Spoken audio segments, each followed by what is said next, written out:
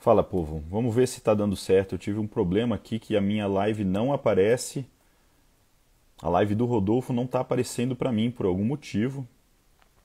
Então, deixa eu tentar chamar ele na minha ver se Charles. Vamos ver se assim funciona.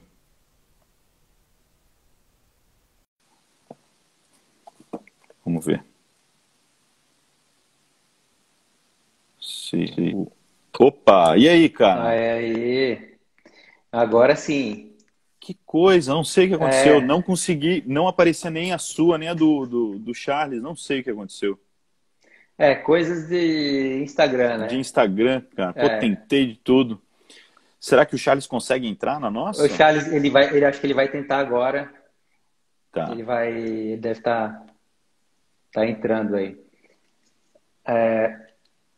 Eu estava falando, Antônio, antes de você entrar, falei um pouco de como a gente se conheceu, né? Que nós somos instrutores do curso de endoscopia de coluna lá de Barretos, que é um curso muito bacana, com uma estrutura bem legal, e que nós Uhum, ajudamos, ensinamos outros médicos a aprender essa técnica, né? E uhum. tanto eu quanto você tivemos uma jornada muito grande para desenvolver essa técnica e, inclusive, tivemos que sair fora do país, porque apesar da técnica ter 20 anos de história, ela é uma técnica difícil para aprender.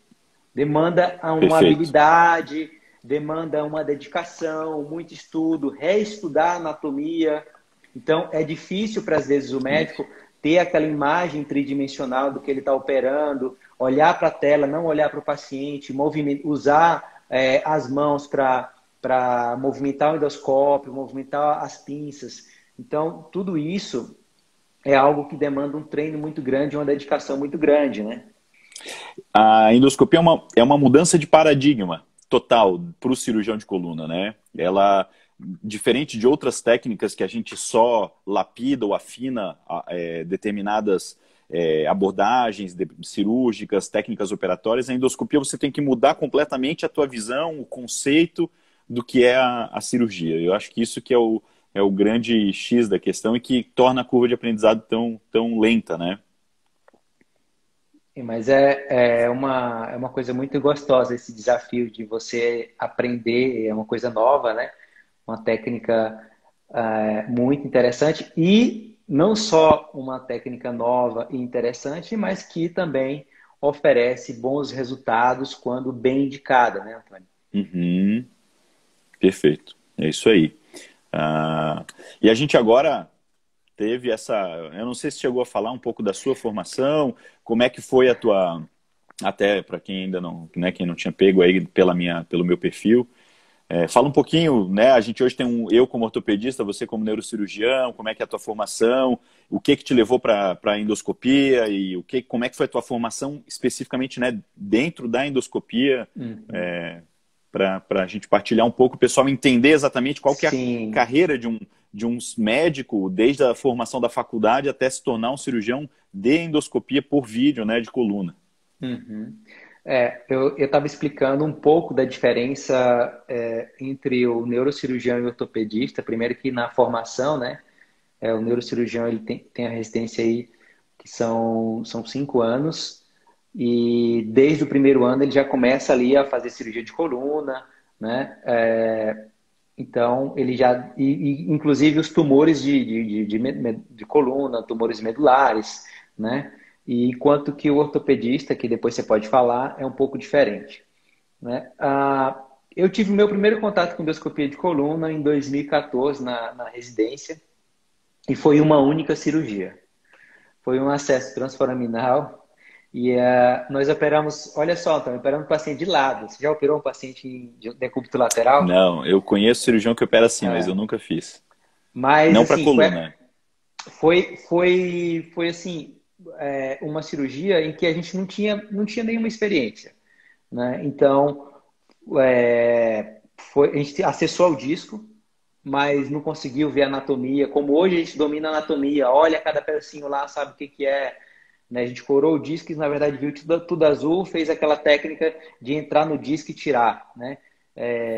Então, essa foi a minha primeira experiência e aquilo me deixou muito intrigado, porque eu não conseguia entender nada. E aí, depois, eu resolvi tentar me dedicar a isso, buscar novos conhecimentos. Aqui no Brasil não tinha nada, não tinha nenhum curso. E aí eu comecei a buscar esse conhecimento fora. Foi quando eu decidi fazer o primeiro curso aqui no Brasil que eu fiz em 2016, que foi com o nosso amigo lá, com o Uhum. Davi e com o Dr. Lubers, que é o alemão, que foi um grande incentivador e que pegou na mão e ensinou a gente a fazer a técnica, né? Eu acabei indo para a Alemanha também para participar lá das cirurgias com ele, fiquei um tempo com ele lá. Então isso Uhum. ajudou bastante, ele passar a experiência diretamente para mim, foi uma experiência muito boa poder ver um país de primeiro mundo, como que funciona o hospital, como que eles fazem a cirurgia. Sim. E depois disso, acabei indo para o Chile, onde você foi também, né? Depois você vai contar a sua história. Acabei indo para o Chile para ver também o Dr. Álvaro Dowling. Ele tem uma grande experiência no acesso transforaminal e na cirurgia de descompressão. Eu fui para lá e estive com ele. E acabei fazendo também depois mais um treinamento nos Estados Unidos, um treinamento também na Alemanha em outro serviço. E também fiquei um período na Coreia do Sul, né? Que foi onde eu tive uma grande experiência, onde a coisa ampliou mais ainda, né? Então, Uhum. eu considero que foi um investimento muito grande de tempo, dedicação e estudo, mas eu acho que valeu muito a pena, porque o resultado a gente vê, os pacientes podem falar por si, né, de como que é a cirurgia, os pacientes que já passaram por esse tipo de procedimento. Legal, cara, muito bom. E você, conta aí um pouquinho da sua história. As trajetórias são um pouco parecidas, né?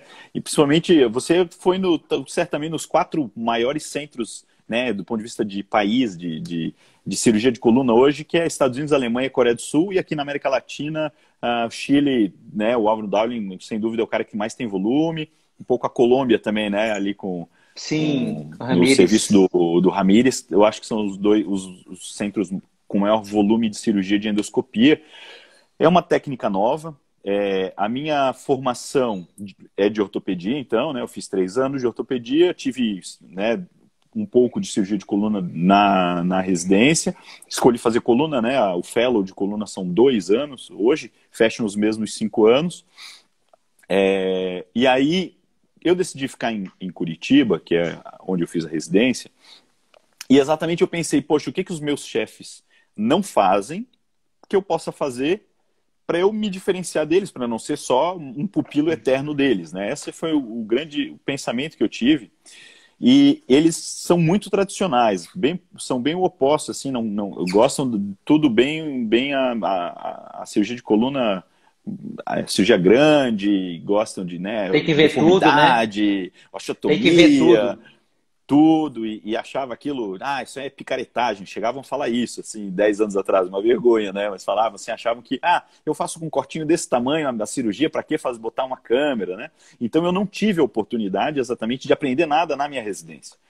E aí, em 2012, eu fui para o Chile já, então vai fazer 9 anos, eu fui para o Chile com o Álvaro Dowling, fiquei lá 3 semanas acompanhando ele, um volume cirúrgico, assim, o cara opera 10, 11 por semana, operava, então tive uma oportunidade já de uma imersão enorme, de aula teórica com ele, botar a mão mesmo, voltei muito entusiasmado, mas eu percebi que isso era uma técnica inovadora, que não, eu desde sempre dizia, a endoscopia não é o futuro, ela é o presente. Quando você conhece ela, você percebe que isso não é futuro, isso é um caminho sem volta. Não tem como você não oferecer para muitos pacientes uma técnica com tantos benefícios, né? E eu pensei, puxa, preciso continuar lapidando minha técnica, eu preciso melhorar, eu preciso ampliar horizontes, exatamente pegar visões de serviços diferentes. Então, fui para os Estados Unidos também, em alguns pré-congressos, fiz cursos, né, no pré-congresso do NAS, pré-congresso do Smith, fui para Miami, fui para Vegas, em cursos de Cadaver Lab que eu fiz nos Estados Unidos, que foram muito legais. E depois tive a oportunidade 2 vezes de ir para a Alemanha. Eu fiz o curso da Richard Wolff, o avançado, já direto, e depois fiz o Masters, faz 2 anos, foi um curso incrível, que é focado já em técnicas, em lapidação. Aí já é, né, fazer descompressão de estenose central do canal, cervical, torácica, ampliar mais o nosso arsenal terapêutico, né? Então faz 9 anos que eu faço endoscopia, tenho em torno de 350 casos hoje operados, e sou muito entusiasmado com a técnica porque eu vejo 3 pilares, 3 perfis de paciente que, na minha visão, no meu consultório, se beneficiam muito dessa técnica. Claro que todo mundo se beneficia. Uma pessoa qualquer que tem uma hérnia, que precisa operar, sem dúvida fazer por vídeo, tem muitos benefícios comparado com uma cirurgia aberta. Mas quem são 3 perfis que eu vejo no meu consultório que assim, é fantástico. O primeiro deles é o atleta. Então, eu lido com muito atleta, talvez 1/3 dos meus pacientes são atletas, não estou falando do atleta profissional de futebol, estou dizendo do atleta que é praticante de atividade física, aquele engenheiro que treina triatlon, que pensa em fazer um Ironman, é o colega médico que faz corrida de rua, é o cara que gosta de academia, é o outro que luta jiu-jitsu. Então, esse paciente se beneficia de um retorno rápido ao seu esporte. E, em segundo lugar, ele se beneficia de uma cirurgia que não agrida a sua musculatura, que ele não tenha uma destruição da estrutura de estabilização da sua coluna e que acabe precisando de muito tempo de reabilitação depois. Então, o atleta, sem dúvida nenhuma, é um perfil de paciente que é muito bom assim, de tratar, de operar e de ver o bom resultado e ver, principalmente, a satisfação dele no retorno ao esporte, né? O segundo perfil é o autônomo. É um colega médico, é o empresário, é o comerciante, que não pode se dar o luxo de ficar 2, 3 meses afastado no INSS para fazer reabilitação. Ele nem tem carteira assinada, o cara é profissional liberal, o cara é o próprio patrão e ele ganha só se ele trabalha. Né? Então, o comerciante precisa continuar vendendo, abrindo sua loja, o empresário precisa tocar sua empresa, o médico não adianta ir de atestado, a gente precisa atender e operar paciente. E esse paciente tem exatamente também uma pressa muito grande em retornar rápido para o seu trabalho. E a endoscopia funciona muito bem nesse sentido. E o terceiro perfil é o idoso, que é um paciente que por algum motivo... eu parei agora por algum motivo que eu estou vendo ali o Charles está, algum motivo o Instagram está bloqueando os participantes, né? Eu antes não conseguia entrar na de vocês, agora o Charles não está conseguindo entrar na nossa. Eu acho que ele tá falando. Pelo menos ele conseguiu entrar, né? Não conseguiu Você conseguiu participar, convidar mas ele? tá dentro, Então não, eu só consegui você quando eu cliquei o nome dele, apagava o teu, só e deixava eu convidar um. Então. Tá, aquela opção de múltiplas pessoas, ele está bloqueando por algum motivo. Pode ser. Bem, mas Charles, vai mandando as conversas por aí que a gente vai se falando. Vai ajudando aí, coletando as perguntas e vai mandando pra gente, Charles, por favor. Então, obrigado. Só recapitulando, então o terceiro perfil é o idoso, que exatamente é um paciente que já tem comorbidade. É um paciente que já tem hipertensão, muitas vezes já é diabético, já tem problema cardíaco, toma um anticoagulante, já tem um monte de contraindicação para cirurgia, principalmente cirurgia aberta, risco de precisar de UTI, risco de sangramento. Aí se para de tomar o anticoagulante pode dar problema, porque às vezes tem tem uma válvula já artificial no coração, tem uma bagunça. Então, muitas vezes é um paciente que sofreu, principalmente no passado, porque tinha uma patologia cirúrgica, mas não encontrava gente que aceitasse operar, porque o risco era muito grande de operar esse idoso. Sim. Só que os idosos estão cada vez mais ativos, estão vivendo cada vez mais e mais independentes, com mais liberdade, e aí você condenar uma pessoa, às vezes, de 70 anos de idade, que vai viver até os 90, 95, você vai, né, condenar ele aos últimos 20 anos da vida, ele passar com dor, passar se entupindo de remédio, passar acamado, limitado, isso é desesperador. E aí a técnica endoscópica, que permite até cirurgia feita com anestesia local,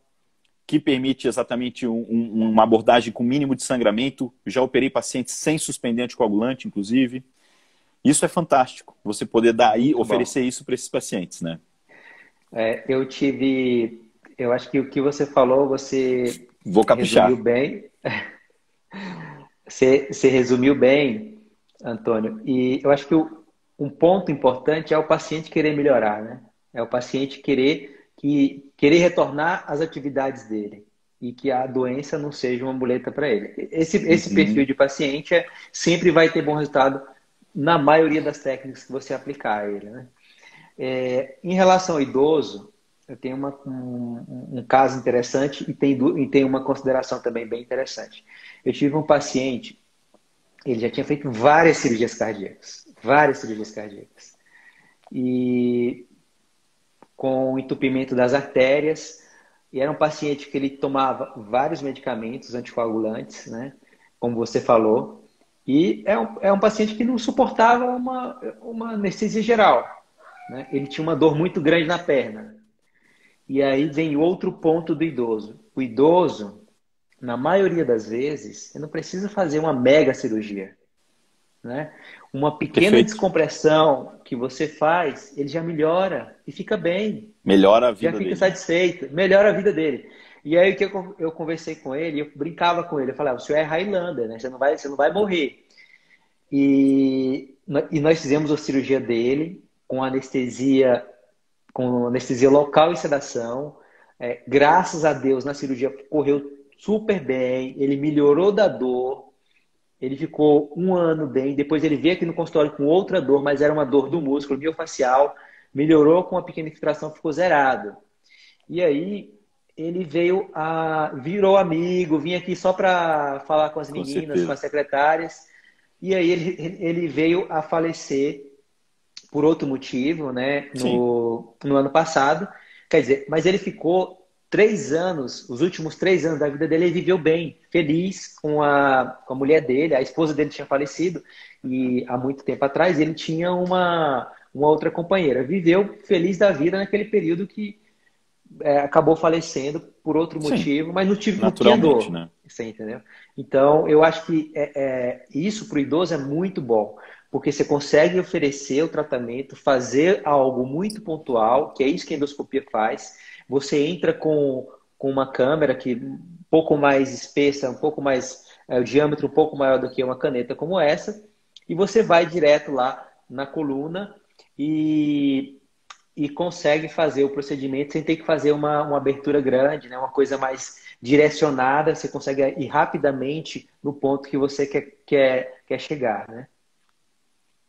Rodolfo, você falou uma coisa para mim que eu acho que é assim, um dos divisores de água na minha visão mesmo de entendimento de cirurgia e cirurgia de coluna com relação à endoscopia, que é tratar o problema do paciente, né? No fundo, é tratar o paciente e não o exame do paciente. E é isso que eu sempre Exatamente. falo no consultório. E é o que a E gente tem sempre várias fala aqui escolas, também. né? Tem várias escolas de pensamento mesmo dentro da cirurgia da coluna que foca mais em tratar a coluna inteira como um todo. Então, ver Claro que um idoso, você vai fazer uma ressonância, um raio-x, ele vai ter laterolistese, discopatia degenerativa, osteofitose, calcificação de ligamento longitudinal posterior, vai ter talvez já uma retificação da lordose lombar, todas as alterações características de uma coluna degenerada. E aí, muitas escolas focam em tentar consertar tudo e deixar uma coluna nova. Claro, louvável. Só que exatamente tem paciente que não aguenta o tranco de uma cirurgia de 6 horas com sangramento, com 12 parafusos, com fratura na vértebra para corrigir né, a angulação lordótica do paciente, o balanço pélvico, sagital, o que for. E aí, ou faz uma cirurgia que tipo, o risco é enorme e o paciente não quer, ou acaba dizendo, para você tem que fazer uma cirurgia que é muito grande, você não tem condição, então não dá para fazer nada, né? E a endoscopia veio exatamente para resolver o problema do paciente. Eu tenho uma dor por uma estenose foraminal 4/5 esquerda, então vou fazer uma foraminoplastia 4/5 esquerda. E resolve a ciática dele, o paciente volta feliz da vida para o consultório, né? É muito satisfatório isso, né? E eu acho que a nossa responsabilidade, Antônio, eu sei que você pensa dessa forma também, nossa responsabilidade é um dos princípios básicos da medicina, né? Primo non nocere, né? Primeiro é Isso. não machucar o paciente. Então, se você faz uma cirurgia além do que o paciente precisa, tem chance dele ter dor. Se você faz uma cirurgia de artrodese com parafusos, ele vai ter um pouco de dor, né? É comum ter um pouco de dor no pós-operatório. Então, isso precisa ser muito bem pesado, conversado, entendido o que Uhum. está acontecendo para saber qual o melhor procedimento para aquele caso, né? Como a Perfeito. gente estava conversando antes da live, a endoscopia ela veio para somar como um tipo de arma a mais que nós temos para utilizar dentro do nosso arsenal, para utilizar para tratar o paciente. E escolhendo bem esse paciente, nós vamos ter bom resultado. Né? Perfeito. Você pode fazer a melhor cirurgia tecnicamente impecável. Se ela foi mal indicada, o resultado não vai ser bom. É que nem você dirigir perfeitamente na estrada para chegar em São Paulo, só que o teu destino era Porto Alegre. Não tem o que fazer. Se você foi pro lugar errado, indicou errado o caminho errado, por mais que você dirija bem, você não chega no destino, né? Então, um grande ponto, e isso os pacientes quando buscam a gente, né, e os pacientes que estão nos assistindo, você precisa entender também, você tem que ter muito claro isso, o médico entendeu qual que é o seu problema, você entendeu o que, que o médico vai fazer, a gente precisa ter dos dois lados tem que estar entendido. O médico tem que entender o que, que você tem de problema principal e você tem que entender o que, que o médico está propondo se tratar. Quando os dois se entendem, a coisa flui, né? E muitas vezes o paciente quer ir meio passivo também, né? Tipo, nem quero saber, doutor, faz aí. Mas aí às vezes o médico aí não entende, porque o paciente mesmo não. Né? Então eu gosto de paciente que é ativo, que quer saber do seu problema, que entende, muitas vezes até que pesquisa, né? Hoje a maioria dos pacientes já vem com alguma informação que procurou, e eu sempre digo que, né, e às vezes se constrange, doutor, eu já pesquisei, eu falei, que bom, você precisa entender, porque o paciente que está junto com a gente, o resultado flui. Porque é o que a gente vai falar mais na frente, né? Tudo que você faz na vida tem algum risco, né, Antônio? Não tem como você fazer uma cirurgia e achar que não vai ter algum risco ali envolvido, que seriam as possíveis complicações, como a recidiva ou o retorno da hérnia, que tem uma chance aí de 5 a 10% aí disso acontecer, dependendo da situação, dependendo do paciente. Então, quando você passa para o paciente toda a situação, e a palavra que eu digo é transparência, a taxa de sucesso, do que pode acontecer, como que é o pós-operatório, como que vai ser o procedimento, e o paciente entende isso e está junto nisso, aí a coisa fica mais fácil. Perfeito. Né? E geralmente os pacientes falam, doutor, é verdade, o que você falou para mim aconteceu exatamente como você havia falado. Que a gente já viveu essa história muitas vezes, né, Antônio? Então a gente acaba já sabendo o caso que tem grandes chances de sucesso e consegue mais ou menos prever isso. O Charles mandou uma pergunta aí. Eu acho que a gente poderia falar, Antônio, sobre hérnia de disco e depois ir para as indicações de endoscopia. Hérnia de disco no sentido de quando se trata de disco, toda hérnia de disco deve ser tratada? Toda hérnia de disco tem que ser operada? Porque assim, chega no seu consultório, chega no meu, deve chegar no seu também. Assim, doutor, eu tenho 5 hérnias de disco. Por favor, tira essas hérnias de disco aqui da minha coluna, que eu quero minha coluna nova. Né? É isso que eles falam. Mas vale a pena operar toda a hérnia de disco? Perfeito. É o que nós acabamos de conversar sobre tratar o paciente e não o exame do paciente. Primeiro de tudo, que o fato de o paciente ter alterações no seu exame de imagem, na sua ressonância, no seu raio-x, tomografia, não importa, não significa que essas alterações são patologias cirúrgicas. Muitas alterações são até alterações, desvios de uma anatomia e que são irrelevantes, tipo tem um nódulo de Schmoll, que não quer... O povo já se apavora quando vê isso no laudo, vê na internet, já vê nódulo, já pensa que é câncer, que é tumor e vem apavorado. Como muitas vezes a gente tem um disco preto desidratado, né, que a gente chama de disco preto, porque na ressonância ele, em vez de estar branquinho, ele já está mais escuro, perda de altura do disco, ou mesmo até protrusões, abaulamentos, eventualmente até hérnias, que são assintomáticas e que não justifica a gente mexer. Eu digo para os pacientes que não existe cirurgia preventiva. É que nem você dizer, então vai no dentista e já arranca todos os dentes, que aí você previne de ter cárie, já põe uma dentadura, e aí pronto, você não vai ter dor de dente, já faz isso preventivamente. Não faz sentido. Né? Não faz sentido. Já aproveita e tira o apêndice, porque aí você previne de ter apendicite. Não faz sentido esse tipo de coisa. Então não existe cirurgia preventiva. A cirurgia ela é feita para resolver um problema pontual. Como determinar se a hérnia é cirúrgica ou não? Acima de tudo, exame físico e uma boa anamnese, ou seja, se a clínica do paciente é compatível com aquela alteração daquela hérnia no exame. Né? E, além disso, as hérnias que são sintomáticas e que são compatíveis com a clínica do paciente, 80% delas, 85%, vão melhorar ainda sem cirurgia. E a gente tem que ter paciência de explicar para os pacientes as indicações. Então, o primeiro tratamento sempre vai ser conservador. Medicação para dor, repouso relativo e fisioterapia, acupuntura, hidroginástica, o que for, para tentar dar conforto, alívio de dor para esse paciente. A gente vai esperar no mínimo 6, 8 semanas ou 3 meses, depende do protocolo, para aí a gente ver aquilo que não melhorou. Né? Ou pacientes que têm um déficit neurológico, uma perda de força, uma perda de sensibilidade importante, síndrome de Caldequina, perda de controle da urina, quadros bem graves, ou uma dor intratável. Tem paciente que chega no consultório pálido, suando frio, dizendo, doutor, faz 3 dias que eu não durmo, não estou tomando morfina, não resolve, pelo amor de Deus, me interna e me opera. E aí, se você vira para esse paciente e diz, não, faz uma fisio e volta daqui a um mês, esse paciente vai correndo procurar outro médico no pronto-socorro desesperado. Ele não vai aguentar um mês naquela situação. Né? Então, vai dessa questão de bom senso, de humanidade, de protocolos para a gente indicar corretamente o tratamento. Né? Eu costumo brincar que a gente mesmo, como médico, que não é de determinada área, ou tem uma certa imaginação de que a gente envelhece por fora, só por fora. Né?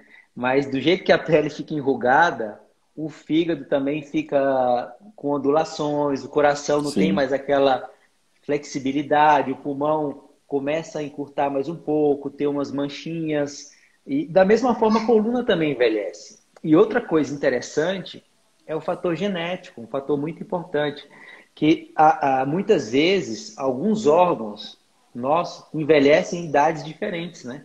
E muitos pacientes, a gente pega aqui a história tem paciente aqui que a gente trata a família toda, que tem uma tendência ali a ter um problema na coluna. E às vezes a coluna parece que é de uma coluna de uma pessoa com uma idade mais avançada.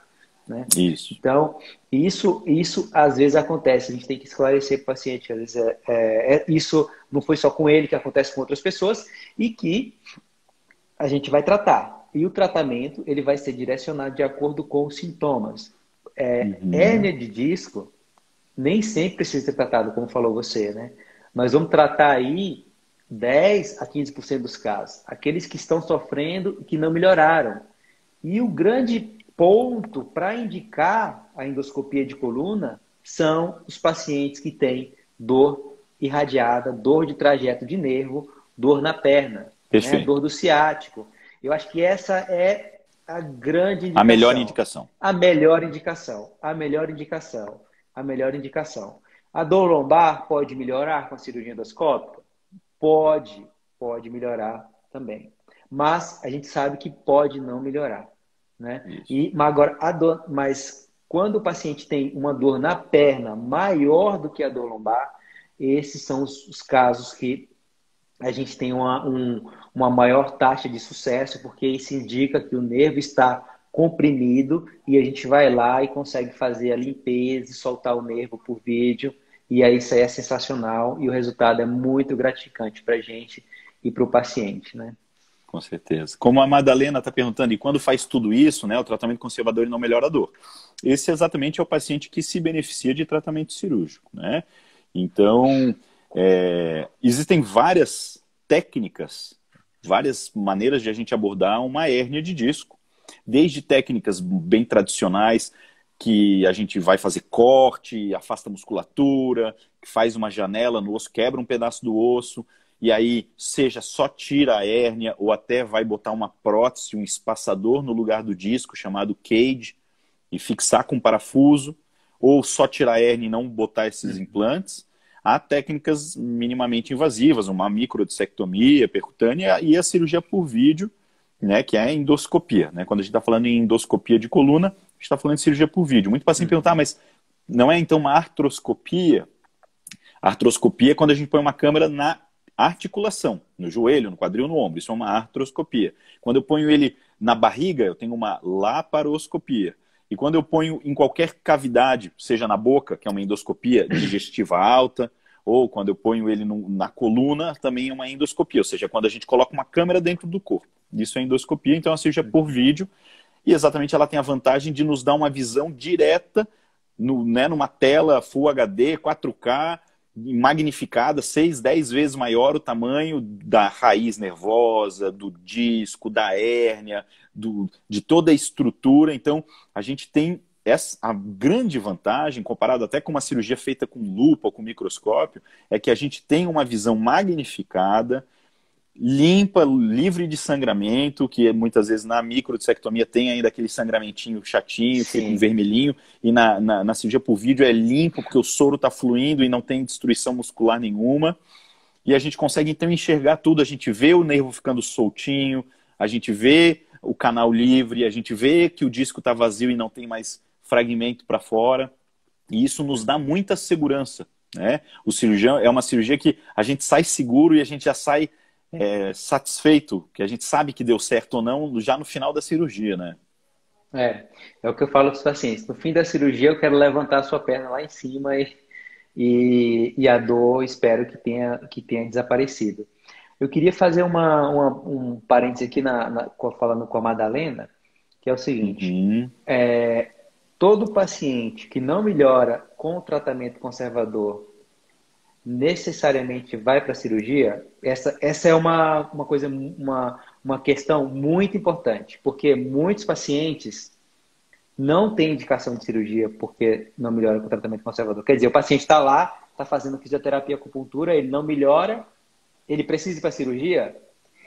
Aí a gente tem que voltar um passo atrás e ver aquilo que você falou, Antônio. A hérnia do paciente, ela bate com os sintomas que ele tem, deu match. Quer dizer, aquela hérnia justifica os sintomas que o paciente tem? Se a resposta for sim, perfeito. Está indicada a cirurgia e vai ter bom resultado. 90% ou mais de chance de bom resultado. Agora, se aquele paciente tem quadros como dores miofaciais, uma fibromialgia e tem também uma hérnia de disco, mas a hérnia de disco não justifica aquela situação, aí a gente pode ter um sucesso parcial ou insucesso no caso de indicação de uma cirurgia. Então, esse é um ponto muito importante. A cirurgia, ela precisa ser bem indicada para que tenha um bom resultado. Perfeito, perfeito. Teve uma pergunta aqui também sobre artrodese percutânea. Um paciente disse que já fez uma cirurgia de hérnia, não falou que foi endoscopia, mas possivelmente foi mais antiga, e agora deslizou a vértebra, ou seja, fez uma listese, uma instabilidade, que é uma consequência tanto da própria história natural da hérnia, porque o disco perdeu o recheio, ele perde a altura, e ao perder a altura a vértebra começa a deslizar. Quanto muitas vezes pela cirurgia, pela laminectomia, se ela é feita mais agressiva, cria uma instabilidade a médio e longo prazo, tende a evoluir para isso. E aí precisa fixar muitas vezes. Existem, sim, hoje possibilidades de tratamento percutâneo também, de artrodese percutânea, parafuso que a gente põe através da pele só por furinhos, também tentando preservar essa musculatura. Um dos grandes problemas da artrodese, da cirurgia exatamente do parafuso, é que a gente troca uma instabilidade por outra. Eu resolvo a estabilidade vertebral, mas crio uma instabilidade muscular, porque eu corto a musculatura e o multífidos, os músculos mais internos da coluna. Quando a gente faz ressonância de controle em pacientes no pós-operatório, a gente vê que eles estão atrofiados, lipossubstituídos, ou seja, eles começam a ficar gordurosos e perdem a função de estabilizar e proteger. Então, muito paciente diz, poxa, melhorou aquela dor, mas eu tenho uma dor cansada, que se eu fico muito tempo em pé dói, se eu fico muito sentado dói. Por isso que a artrodese, ela tem que ser também muito bem indicada e pesar o custo-benefício. Quando bem indicado e o custo-benefício compensa, a cirurgia vale a pena e fica boa. A gente conversou um pouco antes, né, sobre a artrodese por endoscopia. A artrodese é assistida por endoscopia. E isso não... Tem alguns colegas que fazem, mas isso não tomou volume aqui ainda no Brasil. Quando eu estive na Coreia, eu vi alguns casos lá e eu não quis fazer aqui ainda, porque eu acho que a gente não tem alguns tipos de enxertos que a gente coloca ou pelo menos os convênios vão dificultar, porque são materiais muito caros, coloca lá para que haja a ossificação ali no local onde você quer fazer a artrodese, né? Então, no momento, eu preferi não fazer, porque esses materiais... E fora das complicações que podem ter, né? Desse tipo de enxerto que a gente põe lá, um material muito caro, e que você põe lá no lugar do disco e ele ossifica ali o disco e dá para fazer por endoscopia. Mas como as complicações, os riscos de complicações são altos e não é algo de consenso na literatura médica, eu pessoalmente optei por esperar um pouco e deixar a técnica se consolidar mais para poder vir a fazer nos pacientes. A, a Glória falou que quando a pessoa faz a cirurgia da coluna e sai falante. Ela fez Isso é uma muito artrose bom, né? cervical, vários Cervical. níveis. É, e aí, Antônio, a gente poderia falar em que regiões da coluna a gente consegue fazer essa cirurgia, né? Porque eu acho que Sim. o grande início realmente foi a lombar. Eu acho que até para os alunos lá a gente ensina mais a lombar, basicamente a lombar, e depois Uhum. cervical e torácica vem no nível mais avançado, né? Sim. Mas a gente Eu vou pode até. fazer. Pode falar. Não, vamos falar que ali a dona Astrid, até um caso interessante, ela falou assim, pergunte do meu caso, continuo sofrendo. A dona Astrid é uma paciente dessas que eu citei, que é paciente idosa, uma senhora perto, beirando 80 anos, talvez um tiquinho a mais até, mas assim, extremamente lúcida, extremamente independente, e começou a ter uma ciática importante, muito forte. E foi num colega, fez uma infiltração, porque ela tem uma coluna já com várias alterações, bem aquilo que eu falei, já tem laterolistese, já tem várias estenoses, mas ela começou com uma ciática, ela tem uma estenose, se não me engano, L1, L2 ou L2, L3, uma estenose foraminal, assim, e uma dor bem compatível na raiz ali de L2 ou de L3, assim, dor bem na coxa, uma cruralgia, né, mais do que uma ciática. Sim. Fez uma infiltração com um colega, mas não foi bem sucedida. Ela disse que já saiu com dor, talvez uma compressão física mecânica na raiz tão grande que mesmo a infiltração não deu caso Sim. de fazer assim, não chegou a fazer a analgesia adequada, então ela ficou bem Aham. frustrada.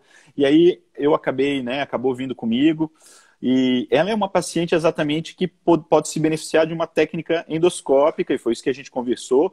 Por quê? Porque dá para fazer com uma cirurgia com anestesia até local, no caso dela, uma transforaminal, e Uhum. fazer uma foraminoplastia. Ela não tem Sim. hérnia, o problema dela é estenose. Então a Estenose gente abre o foraminal. túnel do nervinho que hoje está apertado, a gente abre, Aham. né, com um shaver, com uma broquinha e a amplia. É um procedimento de hospital dia, ou seja, no mesmo dia vai para casa, com uma expectativa muito positiva de alívio da dor. Eu sempre explico para os Uhum. pacientes. Um paciente que tem um quadro de dor que já está arrastado, que já está crônica, que muitas vezes já fez uma infiltração e não teve melhora, às vezes não é tão milagroso quanto uma hérnia que a gente tira e o paciente sai dando cambalhota dizendo, meu Deus, É. zerou minha dor. Porque às vezes o Uhum. nervo está doente. Então a gente descomprimiu ele, mas ele ainda está sofrido, ele ainda vai entrar num processo de cicatrização que vai precisar de auxílio de algumas medicações para melhorar a radiculopatia. Uhum. Né? Então, isso tudo que é muito importante a gente conversar com os pacientes Sim. terem bem esclarecido, para eles a expectativa deles está exatamente no mesmo nível do que a gente consegue oferecer para eles, né? Uhum. Então, falando das possibilidades de endoscopia,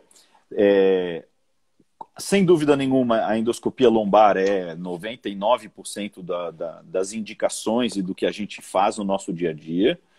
Mas hoje eu já fiz algumas cirurgias de hérnia torácica por via endoscópica. E é muito interessante porque eu fiz de hérnias torácicas mais baixas, foraminais, já fiz até de hérnia calcificada, que a única alternativa ia ser uma costotransversectomia, cirurgia enorme, abre pleura, sai com dreno de tórax, entra cirurgião torácico, uma baita cirurgia, o paciente fica com bastante dor depois no tórax pelo acesso, né? Tem que quebrar costela. E hoje, por vídeo, você consegue exatamente fazer ela minimamente invasiva e descomprimir o forame, ou tirar esse fragmento, mesmo calcificado, se você tem uma abordagem correta, um planejamento correto, é possível, né? E É. existem as indicações de cirurgia cervical também, tanto via anterior quanto via posterior. Vou te falar da minha experiência pessoal. Eu não vejo exatamente no que eu já falei, que é a questão de custo-benefício, eu não vejo muita vantagem na via anterior para cervical. Por quê?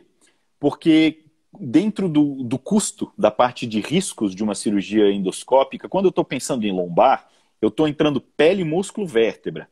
na cervical eu tenho esôfago, eu tenho traqueia, eu tenho carótida, eu tenho jugular, eu tenho laringo recorrente, eu tenho tireoide. E ao entrar percutaneamente, ou seja, as cegas no meio dessas estruturas, se a gente lesiona uma estrutura dessa, pode evoluir para óbito.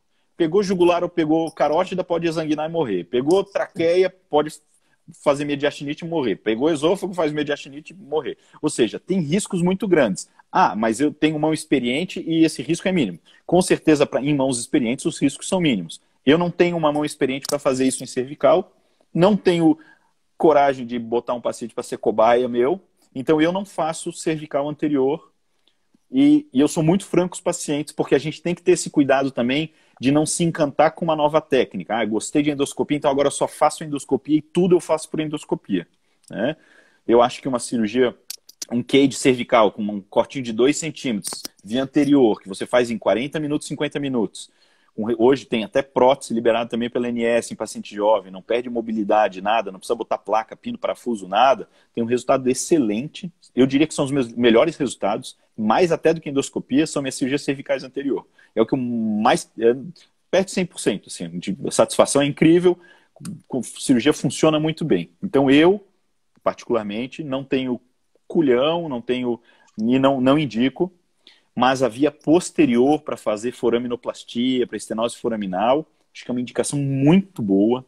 Cirurgia também com resultados excelentes e uma excelente alternativa a uma cirurgia aberta via posterior que destrói musculatura e causa, também causa muito sofrimento para o paciente, né? Eu não sei como que é a tua experiência com relação a outros segmentos. Eu vou resumir o que você falou, grande parte da cirurgia da torácica e da cervical, falando uma frase do Lubers, né?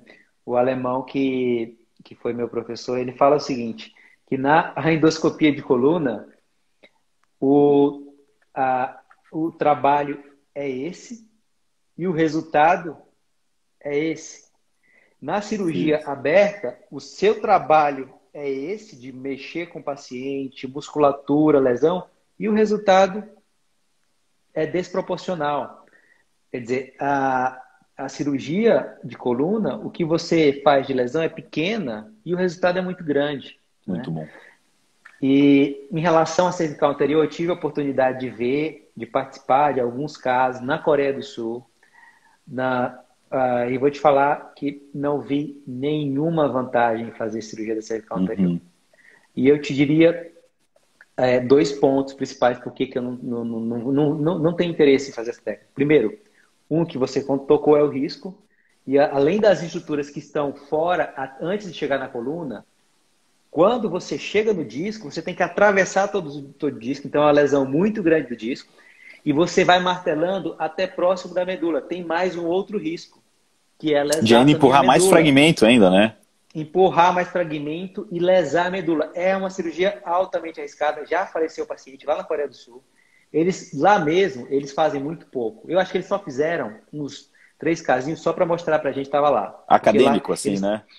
Só para mostrar, porque fazia parte do programa. Foi a impressão que eu tive. Porque lá chega a ter, Antônio, 30, 40 cirurgias, 45 cirurgias em um dia de endoscopia. Então é muita coisa. Muita coisa. Incrível, muita né? coisa. Fantástico. Muita coisa. E aí, e outra coisa, outro ponto. Tem que ter um equipamento de laser. O endoscópio é diferente, o endoscópio menor, tem que ter um laser de saída lateral. Sem um laser você não consegue. Não tem como usar muita broca, não tem como usar broca. Sim. Entendeu? Então, é uma cirurgia cheia de limitações, quer dizer, já começa a ficar muito arriscada, muito trabalhosa, sendo que você tem uma cirurgia muito boa, que eu diria minimamente invasiva. A cervical anterior, eu falo para pacientes, só tem um músculo que você vai afastar, que é o platisma aqui. Os outros você vai entre eles. É tudo você isso, já está na não coluna. Corta nada, Não corta nada, não corta nada. Perfeito. Então, e é uma cirurgia que todo cirurgião de coluna gosta de fazer, porque é uma cirurgia muito boa, dá bom resultado. Né? E os pacientes, às vezes, eles falam, eu me arrependi de não ter operado antes da cervical.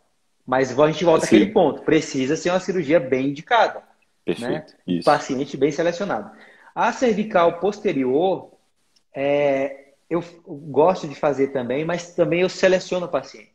Porque você não dá uma cirurgia que não é uma cirurgia boa para se fazer quando tem escorregamento de vértebra, quando tem compressões dos dois lados, você vai ter mais trabalho, você vai ter que fazer os dois lados, ou mais de um nível comprometido. Então, são algumas situações, ou quando o paciente tem talvez algum grau de cifose, que é aquela curvatura para frente da coluna, Uhum. né? Então, são situações que a gente acaba evitando para fazer a cervical posterior. Mas é uma cirurgia muito boa também, quando bem indicada, Com né? Vamos certeza. nesse Bem ponto. de cá, concordo. Uhum, uhum.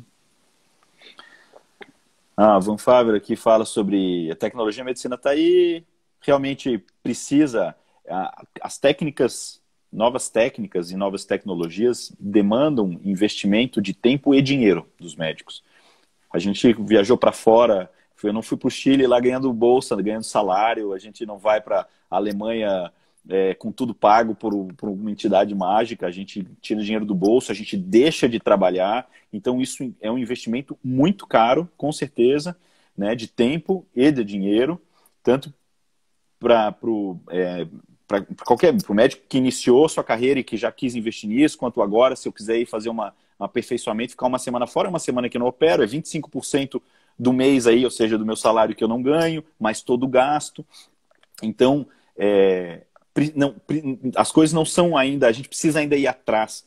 Por mais que a gente tenha acesso ao conhecimento, a gente hoje tem os artigos científicos, publicou nos Estados Unidos, no mesmo segundo a gente tem acesso a ele para ler a parte teórica, para a prática, para botar a mão, a gente precisa acompanhar um cirurgião que seja experiente, para exatamente a gente voltar já com segurança e poder fazer as cirurgias, né, no nosso paciente sem risco, e não sair testando depois nos nossos pacientes.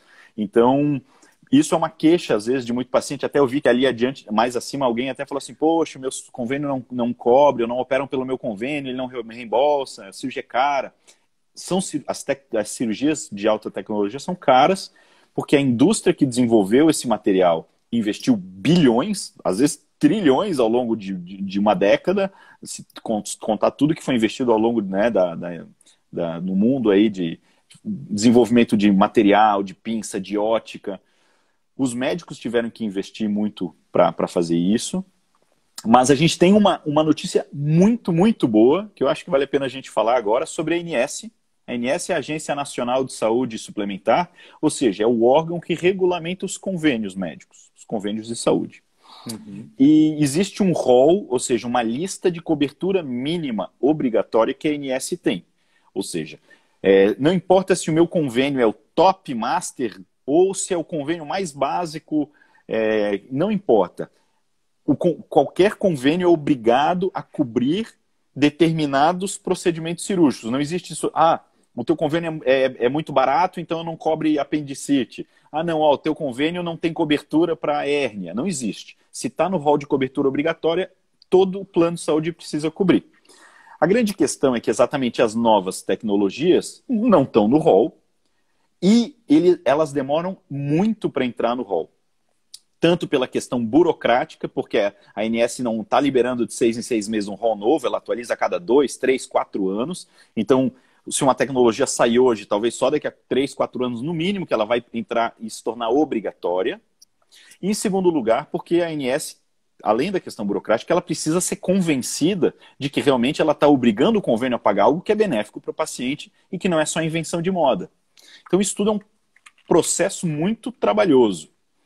A endoscopia, por ser nova, no Brasil se faz há 10 anos, basicamente, não é algo que tem muito mais do que 10 anos que se opera aqui, levou muito tempo para ser convencida a ANS de que realmente ela traz benefício e que ela é hoje o novo padrão ouro para tratamento de hérnia.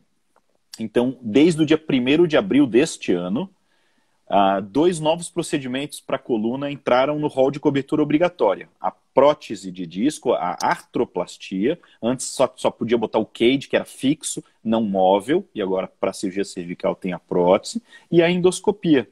Então hoje qualquer convênio cobre. Claro, determinados, por exemplo, tem um convênio que eu não sou credenciado, e aí eu não vou conseguir operar por esse convênio, né? Mas aí são questões, não quer dizer que o convênio não cubra, né?